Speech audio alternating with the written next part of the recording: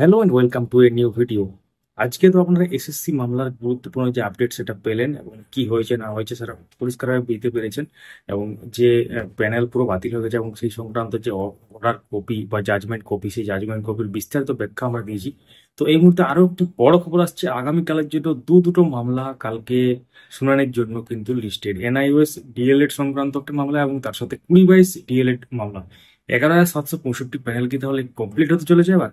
তো আমরা বিস্তারিত মামলার একদম ডিটেলস সহকারে ব্যাপারটা আপনার সাথে রাখবো।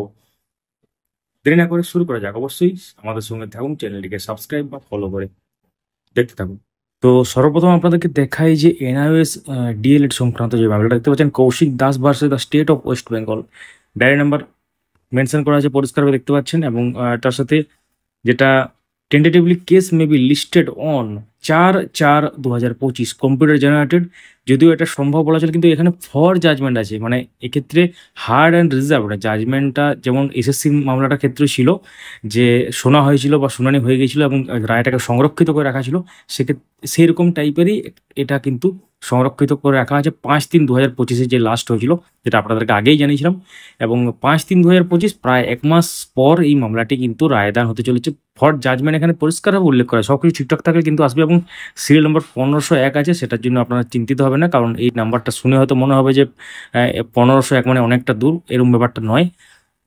কালকে কিন্তু ফর জাজমেন্টের জন্যই আছে। এবং দেখতে পাচ্ছেন honourable mister justice B R. Gavai and honourable mister justice Augustine George Messi.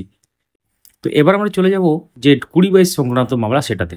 11,765 প্যানেলে এরা কিন্তু মাঝপথে বাদ হয়ে যায় এবং সেক্ষেত্রে এদেরকে তখন ডিগ্রিটা কমপ্লিট হয়নি এবং সেই মামলাটা কিন্তু সুপ্রিম কোর্টে পর্যন্ত গড়ায় actually, single bench division by supreme court ultimately.